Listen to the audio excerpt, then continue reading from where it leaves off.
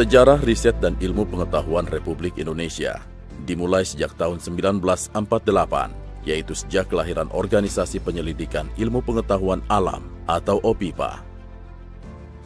8 tahun kemudian, lahirlah sebuah lembaga riset bernama Majelis Ilmu Pengetahuan Indonesia atau MIPI. Lembaga ini lahir atas permintaan Presiden Soekarno kepada Sarwono Prawiro Harjo yang kemudian menjabat sebagai Ketua MIPI. Sarwono Prawiro Harjo memiliki banyak andil dalam membangun lembaga keilmuan di Indonesia. Tak hanya MIPI, dokter dan guru besar ilmu kebidanan ini juga membantu lahirnya berbagai organisasi profesi kedokteran. Sarwono dikenal mampu mengembangkan berbagai cabang ilmu pengetahuan, sekaligus memimpin para ilmuwan dalam sebuah harmonisasi ilmiah. Ketika teknologi atom atau nuklir mulai populer, pemerintah Indonesia berusaha mengembangkannya dengan tujuan damai serta kesejahteraan masyarakat. Hal itu diwujudkan dengan pembentukan Dewan Tenaga Atom dan Lembaga Tenaga Atom. Lembaga tersebut kemudian disempurnakan menjadi Badan Tenaga Atom Nasional atau BATAN. Tonggak penting penelitian dan pengembangan tenaga atom lainnya ialah peresmian reaktor atom pertama, yaitu reaktor Triga Mark II di Bandung. Masih terbatasnya ilmuwan pada berbagai bidang teknologi juga menjadi salah satu perhatian besar Presiden Soekarno. Melalui program beasiswa Ikatan Dinas, pemerintahan Presiden Soekarno mengirim ribuan pelajar untuk melanjutkan studi di berbagai negara. Sebuah tonggak dalam perencanaan pembangunan hadir dengan ditetapkannya garis-garis besar pola pembangunan nasional sistem semesta berencana. Di dalamnya terkandung perencanaan IPTEK yang dikenal sebagai Visi IPTEK 1961-1969. Saat itu, Presiden Soekarno menyampaikan bahwa MIPI harus segera diubah menjadi Badan Penelitian Nasional. Menurutnya, lebih baik hanya ada satu lembaga IPTEK tertinggi di Indonesia. Hal ini untuk menghindari tumpang tindih dan pemborosan anggaran. Untuk memperkuat sisi kelembagaan, pemerintah kemudian membentuk Departemen Urusan Riset Nasional atau Durenas yang dipimpin Sujono Junet Pusponegoro. Posisi MIPI kemudian menjadi di bawah naungan Durenas dengan tugas tambahan membangun serta mengasuh beberapa lembaga riset nasional.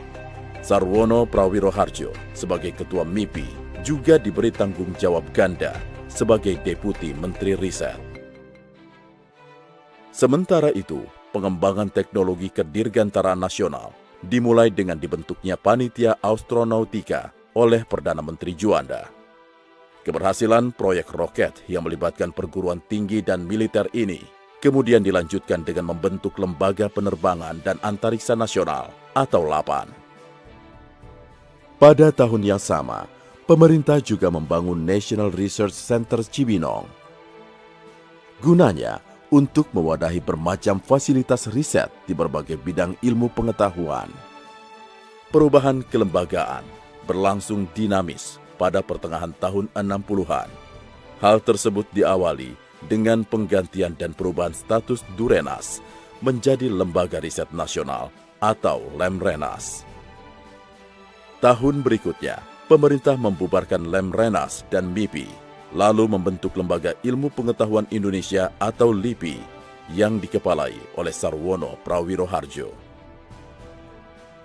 Aktivitas riset dan pengembangan IPTEK kembali menggeliat ketika pemerintah menunjuk Sumitro Joyo Hadikusumo sebagai Menteri Negara Riset.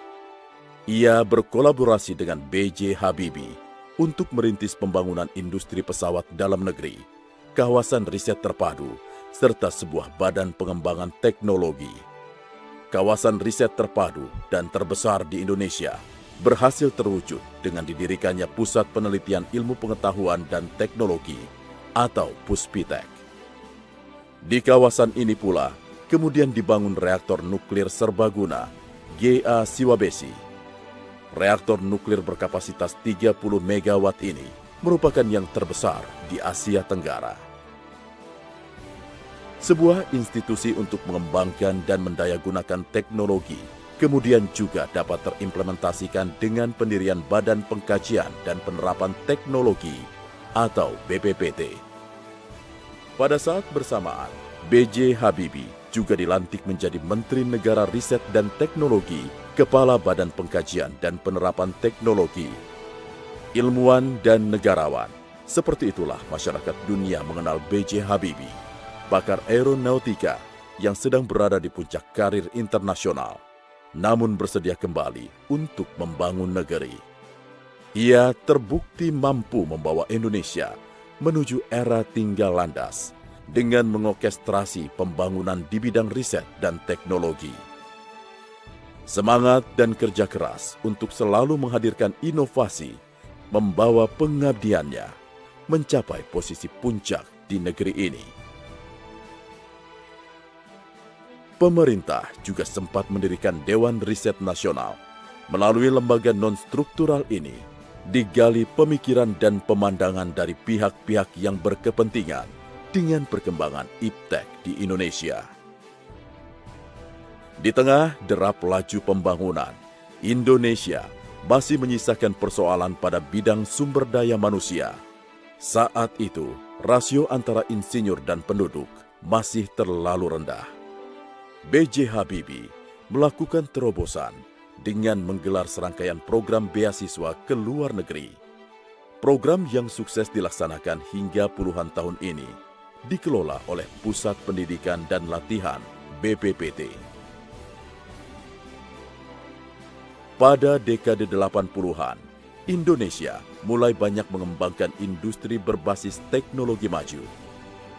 Untuk membangun pola manajemen yang lebih terintegrasi, didirikanlah Badan Pengelola Industri Strategis atau BPIS. BPIS membawahi 10 perusahaan di bidang kedirgantaraan, kemaritiman, metalurgi, transportasi, telekomunikasi, dan elektronika. Pada era Habibie, beberapa hal yang sempat terhenti kembali dibangkitkan, seperti ide lama untuk mendirikan Akademi Ilmu Pengetahuan Indonesia atau IP yang akhirnya dapat terwujud. Kemudian juga dengan dibukanya kembali Lembaga Biologi Molekuler Eijkman yang sempat ditutup pada tahun 60-an. Lembaga yang didirikan ilmuwan Belanda penerima Nobel ini memiliki fokus utama dalam memajukan penelitian dasar dan terapan di bidang biologi molekuler. Puncak keemasan teknologi Indonesia terjadi pada 50 tahun setelah kemerdekaan, tepatnya pada 10 Agustus 1995. Saat pesawat N250 sukses melakukan penerbangan perdana di Bandung. Mengudaranya pesawat yang dirancang dan dibangun sepenuhnya oleh anak bangsa ini menjadi sebuah tonggak sejarah yang kemudian diabadikan sebagai Hari Kebangkitan Teknologi Nasional atau Hakteknas. Memasuki milenia kedua, untuk melompat dan mengejar ketertinggalan dari bangsa lain, terbitlah Undang-Undang Sisnas P3 Iptek. Undang-undang ini menyebutkan kelembagaan ilmu pengetahuan dan teknologi, terdiri atas unsur perguruan tinggi, lembaga penelitian dan pengembangan, badan usaha, dan lembaga penunjang.